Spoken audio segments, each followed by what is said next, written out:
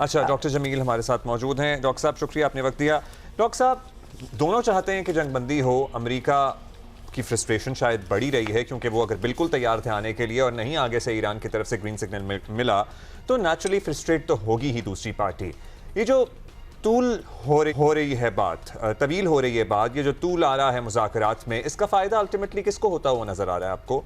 किसको मौका मिलेगा कि वो लेवरेज बढ़ा सके अपनी? जो मार्जिनल फायदा नजर आता है वो ईरान को नजर आता है, बड़ा मार्जिनल। लेकिन ज्यादा तूल पकड़ गया तो ईरान फिर ज्यादा खुसारे में आ जाएगा। वो मैं क्यों कह रहा हूँ पहली चीज तो यह है कि ईरान बड़ी मेच्योर किस्म की डिप्लोमेसी कर रहा है।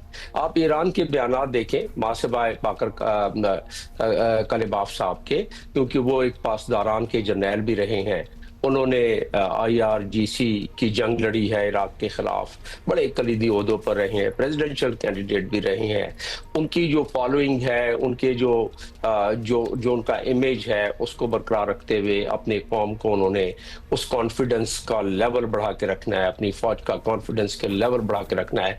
तो उनसे कता नजर बाकी आप जितने भी उनके काबरीन हैं उनके बयानात देखें तो आपको नजर आएगा कि वो बड़े जचे तुले अल्फाज में अपने बयान दे रहे हैं। मैंने क्यों कहा आपसे कि अगर मार्जिनल तूल पकड़ा, मार्जिनल तूल में कामयाब हो गया ईरान तो उसका फायदा है, क्योंकि ईरान चाहता क्या है, जिस तरह तूल देगा और अभी उस प्रपोजल को वो फाइनल टचेस दे रहा है। आपने कल के बयान में डोनाल्ड ट्रंप के देखा, डोनाल्ड ट्रंप कह रहे हैं कि हम उनके प्रपोजल का इंतजार कर रहे हैं। वो अपने इसीलिए सीज फायर की गई है कि उनको मौका मिले कि वो अपने प्रपोजल को फाइनलाइज कर ले और हमें सबमिट कर दें। वो तो उस प्रपोजल को देर लगाने में वो तो सारी चीजें तकरीबन उनके 11 पॉइंट्स में थे।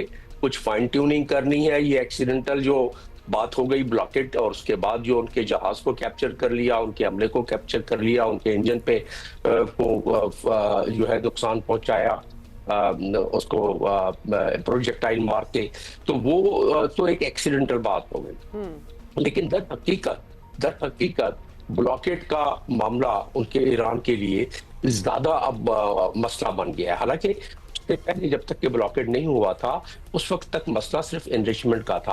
अब रहा सवाल ये, मैं इसलिए बता रहा हूँ, इसके पीछे आर्गुमेंट्स ये हैं कि ईरान के तकरीबन 90% 95% जो फाइनेंशियल उसकी वो लाइफ है वो है ही कि उसके पोर्ट से जहाज निकले आए, उनको जो $500 की बात हो रही है। राइट डॉक्टर जमील, जरा इस एलिमेंट को भी बीच में लाएं। एक तो इट इज ट्रू कि जितना टाइम और आगे जाता जाएगा और चीजें होती जाएंगी जो कि कंटेंशियस होंगी नेचुरली, जैसे कि इस वक्त ईरान का ये कहना कि जी हमने 2 जहाज पकड़े हैं, अमेरिका का ये कहना ना वो अमेरिका के जहाज हैं ना इजराइल के जहाज हैं। What's going on? मतलब इस तरह तो हर दिन की एक डेवलपमेंट होगी जो कि एक इम्पेडिमेंट होगी for any further piece talk या जल्दी हो जाए। ऑब्वियसली दुनिया तो इज वेटिंग विद बेटेड ब्रेथ। अभी हॉस्टेज हुई भी है ना, अभी तो इंतजार में बैठे हुए हैं। वहाँ लंदन जो है वो पूरी एक 30 मुल्क का कॉन्फ्रेंस करवा रहा है कल से। तो ये जितना टाइम इसको दिया जाएगा रोज कुछ ना कुछ और होगा। जी हाँ बिल्कुल, क्योंकि ये एक्सीडेंट्स होते रहेंगे, टेट फॉर टैट होता रहेगा। IRGC ने कह दिया था जिस दिन उनका जहाज पकड़ा था कि we will not leave it unabated, हम इसका जरूर हिसाब किताब करेंगे। उन्होंने कर लिया। तो अभी देखें कि कितना इसमें नरम सा एक बयान आया कि ना ये हमारे जहाज है ना हमारा लेना देना इससे कुछ, और वो इसीलिए कि इसको मेलो डाउन किया जाए, इसमें मजीद तुर्शी और इसमें मजीद शिद्दत ना आए। यही मकसद अमेरिका की तरफ से मालूम हो रहा है। अब आपने बात कहा कि जाहिर है हर एक दिन हर एक घंटा कठिन है पूरी दुनिया के लिए, ये ईरान को पता पड़ गया। ईरान को मालूम है कि इसका लेवरेज स्टेट ऑफ हॉर्मुज को पहली दफा ईरान को अंदाजा हुआ है कि उससे क्या जल्जला आएगा पूरी दुनिया में, क्या भूचाल आ जाएगी पूरी दुनिया में। माशी IMF की सरबराह वहां वो बयान दे रही है कि क्या हो रहा है, माशी भूचाल क्या आ रहा है दुनिया में और आगे जाके क्या आएगा।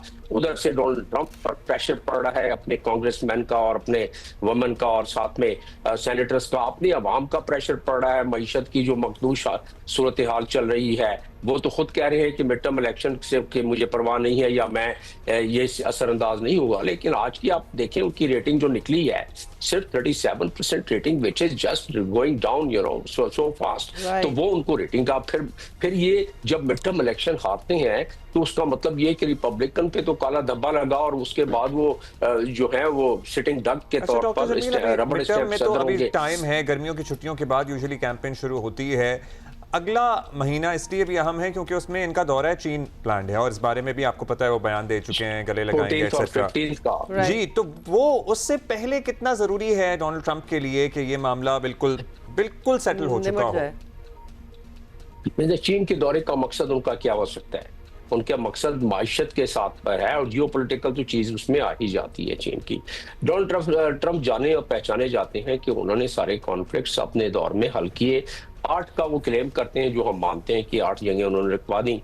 अब शमूल इंडिया और पाकिस्तान जो उनका फ्लैगशिप प्रोजेक्ट था कि ये भी, और जिसकी एक्नॉलेजमेंट प्राइम मिनिस्टर ने भी की कि 15 लाख लोगों की जान बचा दी वगैरह वगैरह, तो वो तो ठीक है। अब वो चाहते हैं कि इसके जो अब सिग्नल्स मिल रहे हैं डोनाल्ड ट्रंप के, डोनाल्ड ट्रंप को इंटरप्रेट करना आसान नहीं है पूरी दुनिया में किसी के लिए, उनके अपने लिए अगर वो अपने सारे ट्वीट्स सामने रख के बैठ जाए तो मुश्किल हो जाएगा कि क्या उसमें सिर्फ फाइनल लुबेलबाब निकलेगा। लेकिन अगर दुनिया के हालात को देखते हुए, डोनाल्ड ट्रंप के ट्वीट्स को देखते हुए, डोनाल्ड ट्रंप के यानी अमेरिका के बाकी जो अकाबरीन है उसके बयानात को देखते हुए अंदाजा यही होता है कि उनको यकीनन डोनाल्ड ट्रंप चाहते हैं कि दुनिया में वो कॉन्फ्लिक्ट्स रिजॉल्व करते हुए नजर आए और अमन के दाई नजर आए। Which is a very strange thing, doctor Jamil, because वो कॉन्फ्लिक्ट तभी रिजॉल्व होंगे, पहले वो कॉन्फ्लिक्ट क्रिएट होंगे, फिर वो उनको रिजॉल्व करेंगे, और आयरनी इज कि वही क्रिएट करेंगे और वही रिजॉल्व भी करना चाहते हैं ताकि ऑब्वियसली उनकी जय जय हो। Doctor, that's all the time we have. Thank you so much for your analysis.